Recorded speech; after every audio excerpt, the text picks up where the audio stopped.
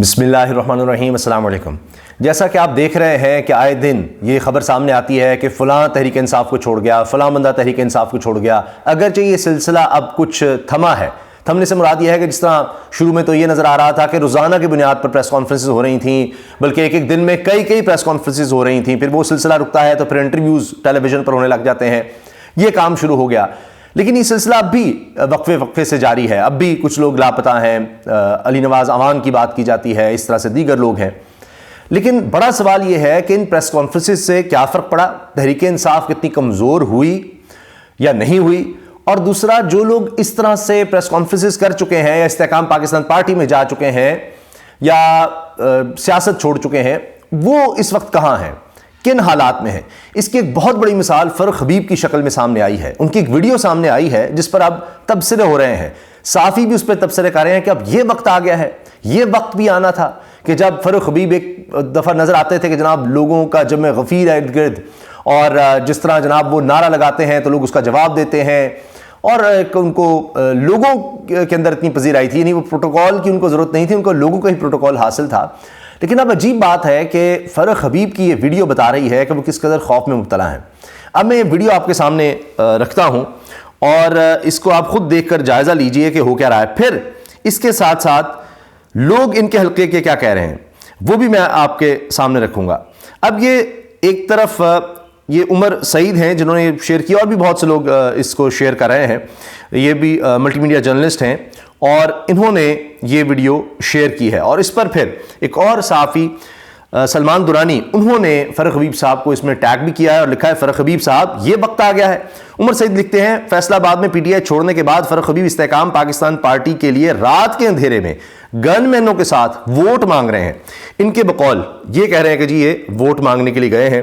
بہرحال جس بھی وجہ سے گئے ہیں، بظاہر تو یہی لگ رہا ہے کہ جس طرح حلقے میں انسان جاتا ہے ووٹ مانگنے کے لیے مل رہے ہیں، لیکن پیچھے آپ دیکھیے دو گن مین، یہ اور ادھر وہ بالکل تیار سے کھڑے ہیں، بندوقیں دونوں کے پاس ہیں، رائفلز ہیں، اور یہ دیکھیں آپ، یہ جناب فرخ حبیب صاحب کا حال ہو گیا ہے کہ وہ جانا ہے تو باہر کھڑے رہنا، ارد گرد بھی دیکھ رہے ہیں، اور رات کے اندھیرے میں جا رہے ہیں، لوگوں کو پتہ نہ لگے۔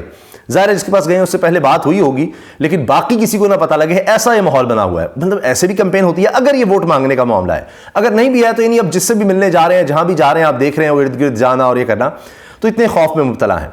اب یہ بات اپنی جگہ ہے کہ فرخ حبیب صاحب گرفتار ہوئے یا لاپتہ ہوئے، ان کے خلاف مقدمات تھے، کئی دن تک ان کا پتہ نہیں چل رہا تھا، پہلے تو وہ روح پوش تھے، تو اس طرح اور بھی کئی لوگ ہیں جو ظاہر ہے کہ جب لاپتہ ہو جاتے ہیں تو وہ بالکل ایک اور کیفیت ہوتی ہے۔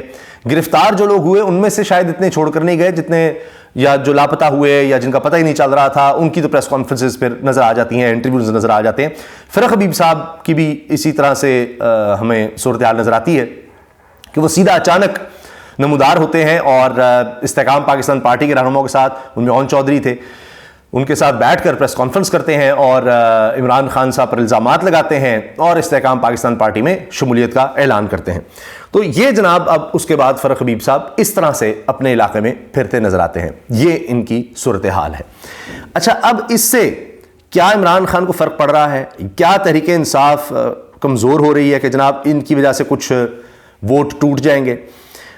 اس پر بھی میں بات کروں گا، لیکن اس سے پہلے یہ بھی خبر آ رہی ہے کہ سابق وزیر مواصلات پنجاب آصف نقوی کو اسلام آباد سے گرفتار کر لیا گیا ہے، اور ہو سکتا ہے کہ اگلی پریس کانفرنس ان کی ہو اور یہ بھی تحریک انصاف کو چھوڑ کر استحکام پاکستان پارٹی میں چلے جائیں۔ لیکن فرخ حبیب صاحب کے حلقے میں کیا ہو رہا ہے یہ دیکھیں، یہ ایک نوجوان ہے جو جا کر مائک لیا ہوا ہے، آج کل یہ سٹیزن جرنلزم کا دور ہے، اور جا کر فرخ حبیب صاحب کے حلقے میں جا کر نام لیتا ہے فرخ حبیب کا کہ جی آپ اب ان کو ووٹ دیں گے یا جس پارٹی میں وہ جائیں گے یا کسی اور پارٹی کو ووٹ دیں گے، کیا آپ کہتے ہیں؟ تو لوگوں کا جواب جتنے اس میں نظر آ رہے ہیں وہ تحریک انصاف کی طرف ہی ہے۔ عمران خان نے پی ٹی آئی چھوڑ دی ہے، اب آئندہ آنے والے انتخابات میں عمران خان صاحب کے کینڈیڈیٹ کا یہاں سے جیتنا آسان ہے مشکل ہے؟ ਉਹਦਾ ਬੰਦਾ ਕੋਈ ਵੀ ਖਲੋਗੇ ਜਿੱਤੇਗਾ, ਪਰ ਇਹਨੂੰ ਵੋਟ ਨਹੀਂ ਕਿਸੇ ਨੇ ਵੀ ਦੇਣਾ। کمبے کو کھڑا کریں وہ بھی جیت جائے۔ ਬਿਲਕੁਲ। اب وہ کہہ رہے ہیں کہ جی فرخ حبیب صاحب چھوڑ گئے ہیں، وہ جس پارٹی میں جائیں گے تو کیا آپ اس کو ووٹ کریں گے، ان کو ووٹ ملے گا؟ وہ کہتے ہیں جی نہیں، یا تحریک انصاف کو ملے گا؟ وہ کہتے ہیں جی کھمبے کو بھی کھڑا کریں گے نا۔ اس نے جواب دیا کسی کو بھی کھڑا کریں گے تو ووٹ مل جائے گا تحریک انصاف کو۔ تو نوجوان کہتا ہے کھمبے کو بھی کھڑا کریں گے؟ کہتے ہیں جی بالکل اسی طرح ہی ہے، ਵੋਟ ਕਿਸੇ ਨੇ ਨਹੀਂ ਦੇਣਾ فرق ਵੀ فرخ حبیب کو کسی نے نہیں ووٹ دینا۔ یہ وہاں ایک بزرگ ہیں جو بول رہے ہیں۔ ਕਿਹਦਾ ਪਾਰਟੀ वोट नहीं मिलना। अस्सलाम वालेकुम। वो कह रहे किसी भी पार्टी में चला गया इसको वोट नहीं मिलना। परवेज हबीब साहब ने पीटीआई छोड़ दी, अब इमरान खान साहब के कैंडिडेट का जीतना आसान है या मुश्किल है? आसान हो तो आसान ही आसान हो, पीटीआई जितनी इंशाल्लाह। अस्सलाम वालेकुम। वालेकुम। नहीं जी, वो कह रहे पीटीआई ही जीतनी है, आसान ही आसान है उनके लिए। परवेज हबीब साहब ने पीटीआई छोड़ दी, अब आइंदा आने वाले इंतखाबात में इमरान खान साहब के जीतने का चांस है इस हल्के से? इंशाल्लाह ताला खान साहब ही जीतेंगे। खान साहब खंबे को ही खिलाते हैं, उनको ही वोट देंगे। खान साहब खम्बे को भी खड़ा कर दें, हम उसको भी वोट देंगे। तो ये जनाब फ़ारूक हबीब साहब के हल्के की सूरत हाल है। अच्छा, ये सिर्फ ये नहीं कि फ़ारूक हबीब साहब का हल्का है या पंजाब या फैसलाबाद की बात हो रही है, पूरे पाकिस्तान से अभी द न्यूज़ ने जो सर्वे करवाया, जिसके बारे में अंसार अब्बासी साहब ने पूरी खबर दी, उसमें यह नज़र आ रहा है कि पूरे मुल्क में सबसे मकबूल जमात तहरीक इंसाफ है। हत्ता कि पाकिस्तान पीपल्स पार्टी का कहा जाता है जी सिंध में तो बड़ी कंफर्टेबल पोजीशन में है, वहाँ भी द न्यूज़ के सर्वे के मुताबिक तहरीक इंसाफ आगे है, जो सर्वे करवाया है द न्यूज़ ने, जंग जियो ग्रुप ने। इसके साथ साथ पंजाब में भी आगे है, खैबर पख्तूनख्वा में तो बहुत ज़्यादा आगे है, बलूचिस्तान में भी तहरीक इंसाफ आ गया। तो वाहिद जमात जो चारों सूबों में नज़र आ रही है, ना सिर्फ नजर आ रही है बल्कि सबसे आगे नजर आ रही है, वो तहरीक इंसाफ है। अंदाजा लगाइए, बाकी कोई जमात ऐसी नहीं है जो चारों सूबों में जिसकी प्रेजेंस नजर आ रही हो, किसी जमात की आगे होना तो दूर की बात है। तो ये बहुत बड़ी बात है तहरीक इंसाफ के लिए।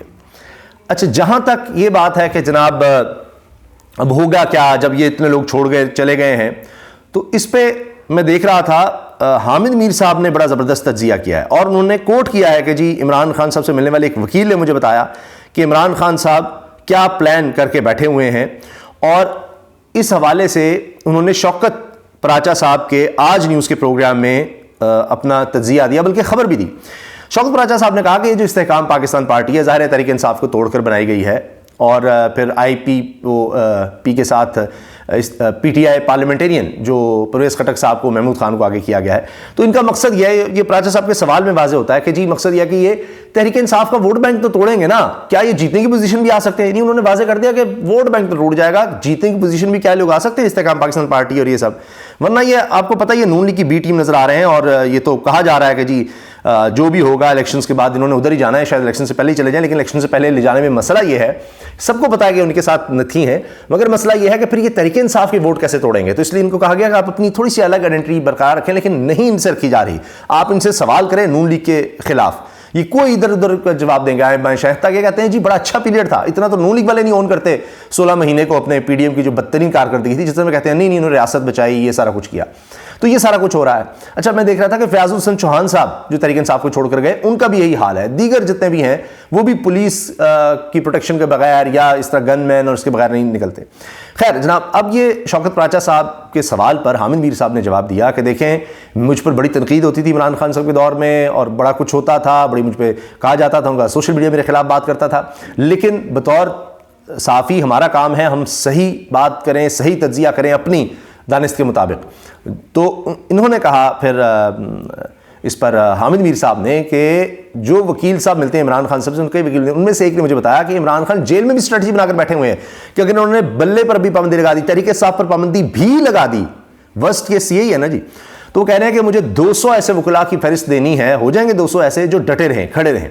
तो कहा गया कि हाँ जी हो जाएगी। तो उन्होंने कहा बस ठीक है, तो अगर पाबंदी भी लग गई तो उन 200 वकला को और कुछ वो लोग जो बाकी रह जाएंगे तहरीक इंसाफ के, जो बिल्कुल डटे रहेंगे, खड़े रहेंगे, उनको खड़ा कर दूंगा, और फिर मीडिया, सोशल मीडिया वगैरह के जरिए बता देंगे भाई ये है हमारे कैंडिडेट, वो आज़ाद हैसियत में लड़ेंगे और वो जीत कर आ जाएंगे। तो कोई वोट बैंक नहीं टूटा, बल्कि हामिद मीर साहब भी मान रहे हैं कि वोट बैंक बढ़ा है तहरीक इंसाफ का। अल्लाह हाफिज़।